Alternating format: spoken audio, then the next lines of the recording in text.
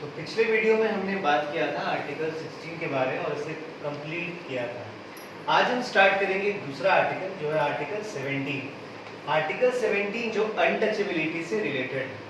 तो आर्टिकल 17 कहता क्या है? तो आर्टिकल 17 कहता है कि abolition of untouchability and forbids it's practice in any form. मतलब ये कहता है कि अनटचेबिलिटी को हटाना है और अगर वो अनटचेबिलिटी डायरेक्टली या इनडायरेक्टली किसी भी फॉर्म में अगर प्रैक्टिस में है तो उसे भी हमें क्या करना है? हटाना है। मतलब डायरेक्टली अनटचेबिलिटी का मतलब क्या हुआ कि कोई आपसे टच कर गया, छुआछूत, सिंपली कहें तो छुआछूत।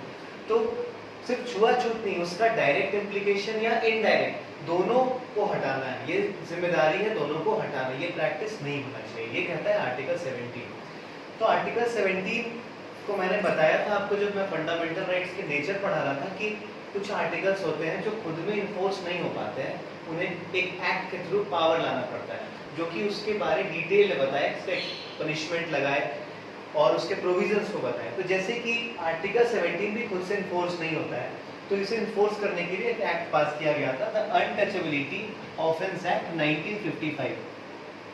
इस एक्ट को फिर फर्दर अमेंड कर दिया गया 1976 में और इसका नाम चेंज किया गया था। सिर्फ इसका नाम हो गया था protection of civil right act 1955। तो ये मैंने आपको बताया था वहां पे भी कि अनटचेबिलिटी का पनिशमेंट वगैरह कहाँ पे मेंशन है? Protection of civil right act में मेंशन है। तो ये बस थोड़ा ध्यान रखना है। और अगर नेक्स्ट पॉइंट की मैं अगर बात करूँ तो जो मोस्ट इंपॉर्टेंट एक क्वेश्चन बहुत बार आता है कि ये जो अनटचेबिलिटी जो वर्ड है, ये जो अनटचेबिलिटी वर्ड है, ये वर्ड क्या कॉन्स्टिट्यूशन में इसका कोई डिफिनेशन है? इस वर्ड का संविधान में कोई डिफिनेशन नहीं है। संविधान इसे कोई भी स्टेटमेंट से या किसी भी वे से इसको डिफाइन नहीं करती। तो बहुत बार क्वेश्चन आ जाता है, स्टेटमेंट आपको दे देगा कि the word untouchability is defined in our constitution. तो ये स्टेटमेंट गलत है। अनटचेबिलिटी हमारा संविधान इसे परिभाषित नहीं करता है। लेकिन सुप्रीम कोर्ट अनटचेबिलिटी का बहुत एक वाइड सेंस लेता है। सिर्फ वो अनटचेबिलिटी को छुआछूत तक ही सीमित नहीं रखता है, उसके अलावा भी इसके बहुत सारे डायमेंशंस हैं, तो वो उसके बारे में बताता है। तो सुप्रीम कोर्ट ने इसके ये जो वर्ड है इसका मीनिंग को एक वाइडर इंटरप्रिटेशन दिया है, वाइडर सेंस दिया है, एक बहुत ही वाइड सेंस दिया है। मतलब जैसे कहने का मतलब है कि सिर्फ अनटचेबिलिटी का मतलब कि कोई मुझसे मेरे से छू जाता है तो वो मैं उससे बात नहीं करूंगा या मैं पापी हो गया हूँ, ऐसा नहीं है। बहुत सारे ऐसे जगह होते हैं जहाँ पे जैसे कि हम उन्हें कोई छोटे तबके वाले लोग हैं तो मैं उन्हें अगर वेल यूज करने नहीं दूँ, कुआं यूज करने नहीं दूँ, तालाब यूज करने नहीं दूँ, अगर मैं उन्हें पीडीएफ शॉप में राशन देने से मना कर दूँ, इन्हें किराने की दुकान से उन्हें सामान लेने से मना कर दूँ, मैं किसी भी तरह से अगर उनके सिर्फ धर्म से रिलेटेड अगर मैं उन्हें डिस्क्रिमिनेट कर रहा हूँ तो एक तरह का ये भी किसमें एग्जांपल आएगा? अनटचेबिलिटी में ही आएगा। और अनटचेबिलिटी जो होता है वो सिर्फ स्टेट के अगेंस्ट में आप एक्शन नहीं ले सकते। मतलब ऐसा नहीं कि स्टेट सिर्फ डिस्क्रिमिनेट करेगी, कोई व्यक्ति भी अगर आपसे ऐसा बर्ताव करता है तो आप उसके खिलाफ भी कार्रवाई कर सकते हैं। तो it is available against individual and state both, ये दोनों के लिए अवेलेबल होता है। अब थोड़ा सा अगर हम बात करें अनटचेबिलिटी की, तो अनटचेबिलिटी इसमें कौन आते हैं बेसिकली? तो अगर बेसिकली अगर हमारा ध्यान जाता है अनटचेबल्स में तो हम कहते हैं कि जो दलित्स होते हैं वो अनटचेबल्स में आते हैं। जो दलित्स होते हैं वो अनटचेबल्स में आते हैं। तो बेसिकली अनटचेबल है क्या?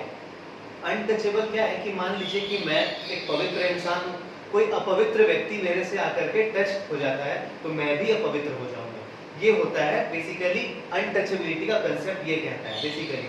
और ये जो कंसेप्ट है कि अगर मैं पवित्र हूँ, कोई अपवित्र मुझसे आके टच हो जाता है तो मैं भी अपवित्र हो जाऊंगा, ये हमारी मनुस्मृति कहती है। ये मनुस्मृति का ये बेसिकली वहां से इसे लाया गया है। इस पर्टिकुलर डेफिनेशन को अगर हम बात करें अनटचेबिलिटी की तो ये मनुस्मृति से आई है।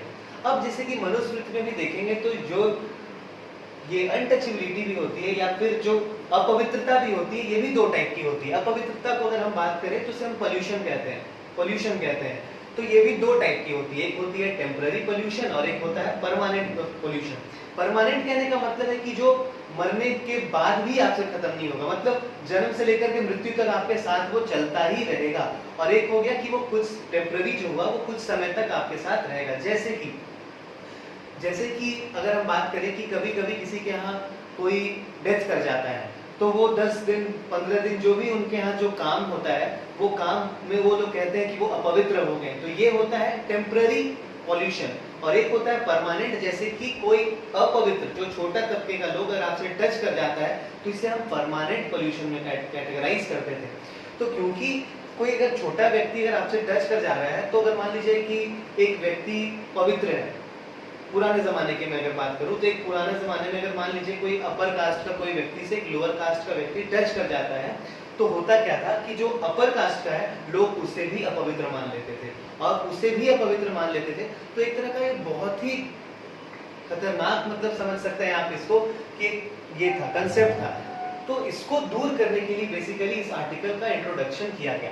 और ये दलित वर्ड जो है, दलित वर्ड का मतलब, दलित का मीनिंग ही होता है कि वो व्यक्ति जिसका दिल टूटा हुआ है। व्यक्ति दलित का मतलब होता है वो व्यक्ति जिसका दिल टूटा हुआ। ये दिल टूटा हुआ क्यों है? तो समाज के शोषण के कारण, समाज के बहिष्कार के कारण जिस व्यक्ति का जो हर्ट है वो ब्रोक कर चुका है, उसे कहते हैं दलित। अब ये दलित वर्ड जो है, ये दलित वर्ड किसने दिया था? तो ये बी.आर. अम्बेडकर ने दलित वर्ड दिया था। तो कभी कभी क्वेश्चन आपसे ये भी पूछता है कि दलित वर्ड किसने दिया था? तो दलित वर्ड बी.आर. अम्बेडकर ने दिया था। और महात्मा गांधी ने फिर कौन सा वर्ड यूज किया था? तो महात्मा गांधी ने हरिजन वर्ड का यूज किया था। हरिजन का मतलब होता है सन ऑफ गॉड, मतलब भगवान का पुत्र, भगवान का पुत्र। लेकिन दलित का मतलब होता है वैसे लोग जिनके सोशल मतलब सामाजिक बहिष्कार के कारण जिनका दिल टूटा हुआ है, मतलब जो मेंटली और हर तरह से वो टॉर्चर्ड इंसान है, उसका मतलब होता था दलित होता था।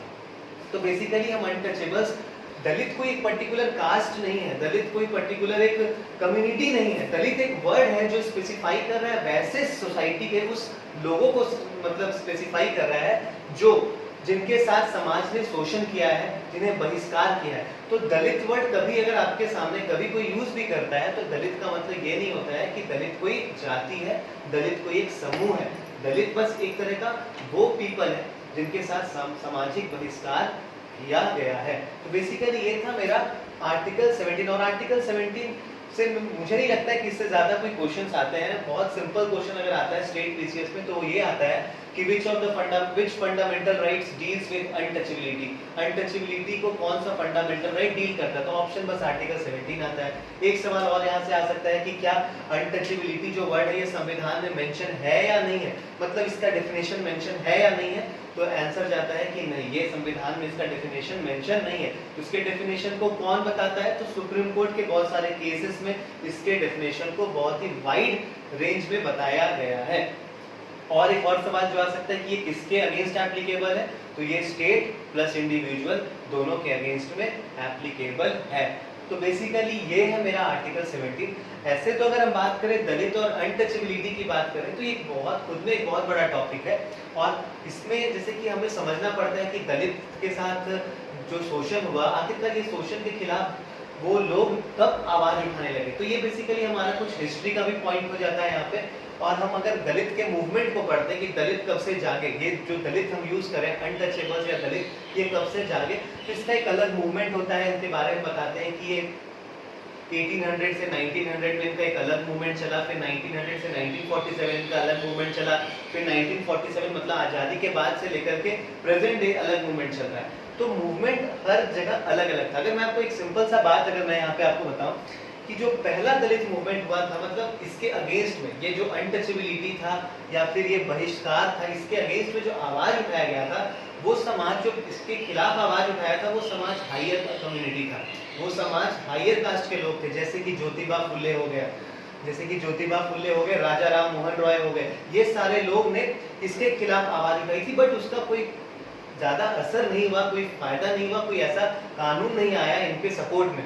लेकिन उसके बाद से जब बी.आर. अम्बेडकर का जब एंट्री होता है तो वहां से हम देखते हैं कि बहुत सारे मतलब आप चेंजेस देखने को मिल सकते हैं। जैसे कि 1919 में जब आपका 1919 में ये लोग ने क्या किया था, बी.आर. अम्बेडकर ने क्या किया था कि सेपरेट इलेक्टोरेट का डिमांड किया था दलित के लिए। सेपरेट इलेक्टोरेट का मतलब ये हुआ कि उस पर्टिकुलर जगह जहां से दलित ही सिर्फ खड़ा होगा और उस दलित को वोट भी सिर्फ दलित ही करेगा।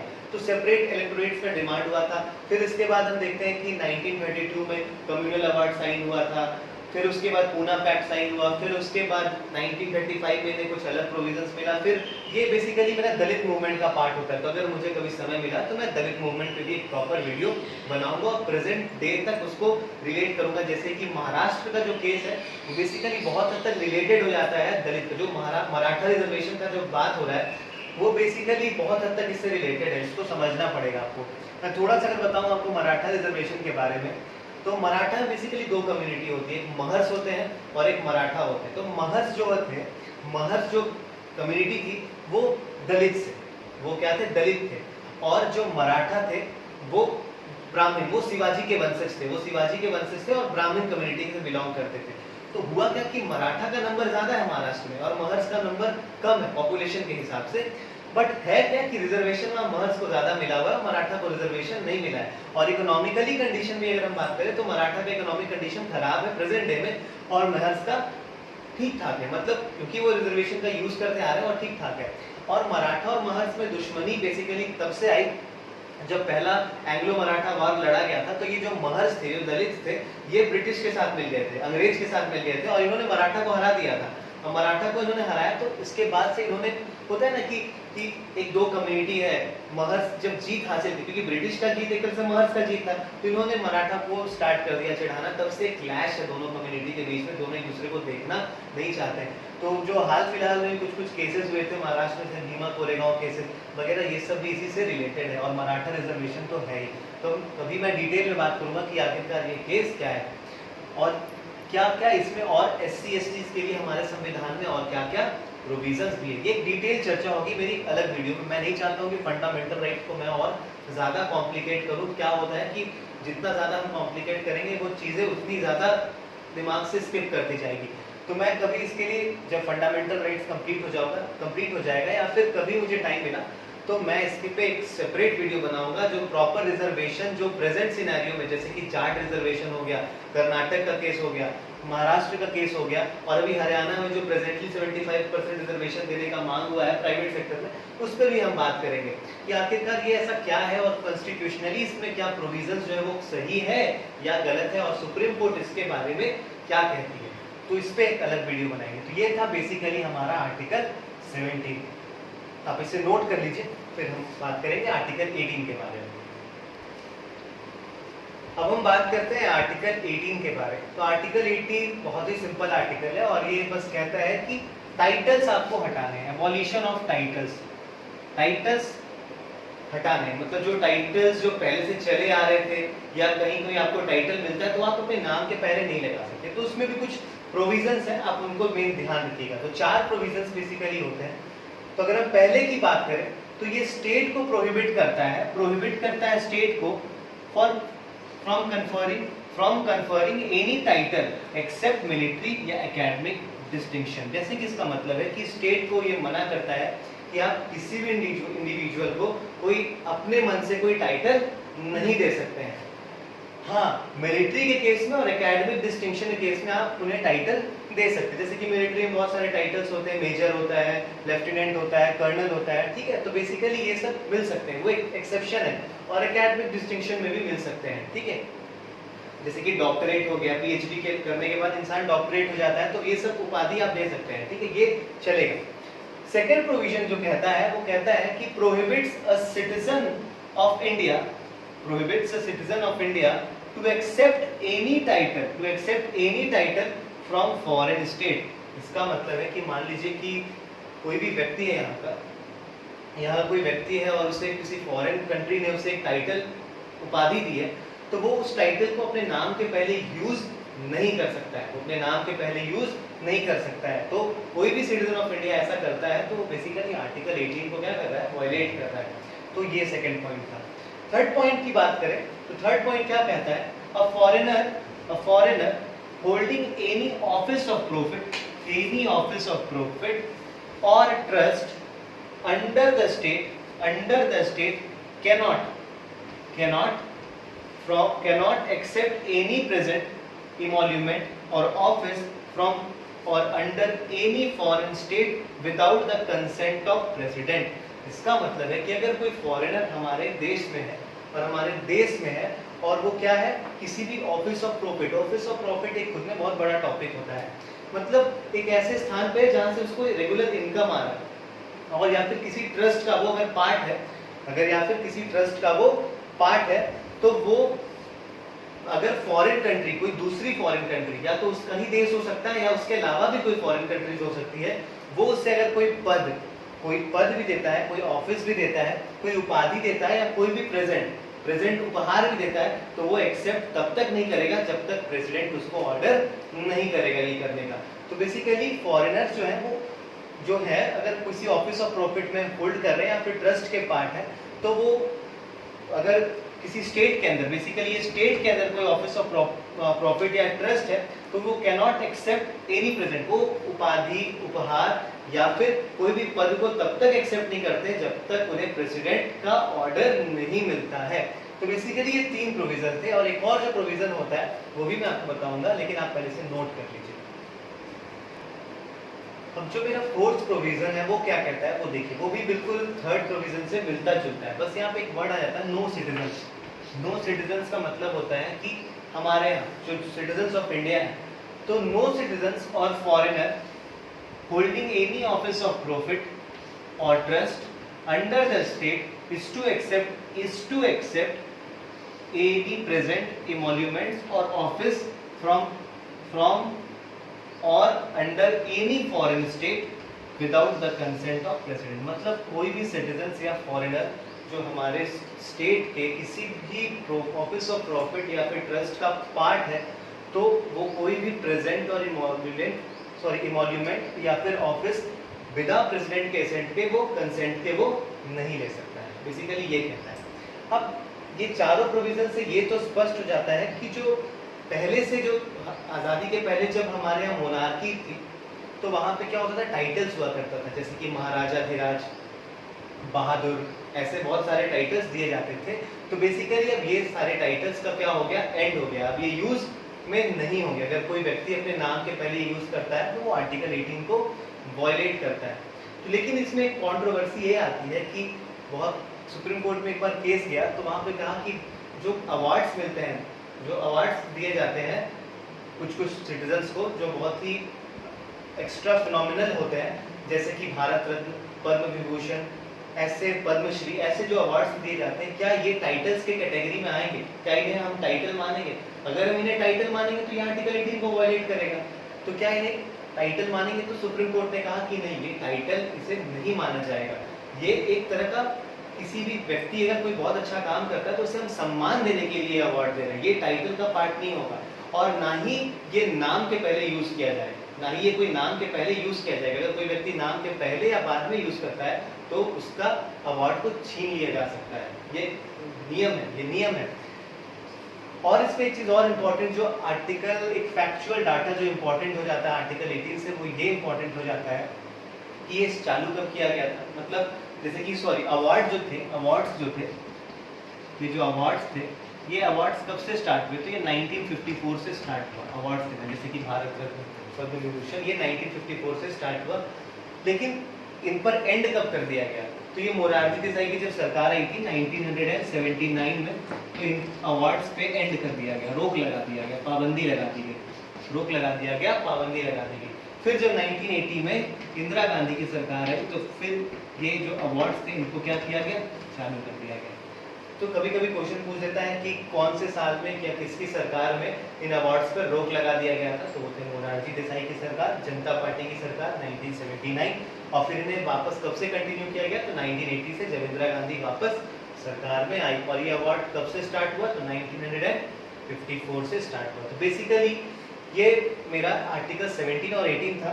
बहुत ज़्यादा क्वेश्चंस तो नहीं आते हैं आर्टिकल 17-18 से, इसलिए कुछ ज़्यादा इसमें डिटेल में हमें चर्चा करने की कोई ज़्यादा ज़रूरत है नहीं। अब मेरा राइट टू इक्वलिटी हो चुका है कंप्लीट। हम राइट टू इक्वलिटी आर्टिकल 14 से आर्टिकल 18 तक कंप्लीट कर चुके हैं। अब नेक्स्ट वीडियो से हम स्टार्ट करेंगे आर्टिकल राइट टू फ्रीडम के बारे में, जो कि आर्टिकल 19 से हम स्टार्ट करेंगे। और ये बहुत ही इंटरेस्टिंग टॉपिक होगा, क्योंकि बेसिकली आर्टिकल 19 से रिलेटेड जो इश्यूज होते हैं वो बहुत ज़्यादा कॉमन है हमारे देश में। आर्टिकल 19 हो गया, जैसे कि प्रोटेस्ट वगैरह जो होते हैं, क्या प्रोटेस्ट जेन्युइन है या नहीं जेन्युइन है, उस पर भी हम बात करेंगे। और बहुत सारे इंपॉर्टेंट केसेस है उस पर बात करेंगे, फिर आर्टिकल 20 और 21 पे भी हम बात करेंगे और आर्टिकल 22 पे भी बात करेंगे। तो बेसिकली ये था हमारा आज का वीडियो जो आर्टिकल 17 और आर्टिकल 18 को डील करता था। तो फिर मिलते हैं हम नेक्स्ट वीडियो में जब हम राइट टू फ्रीडम को स्टार्ट करेंगे। Thank you very much.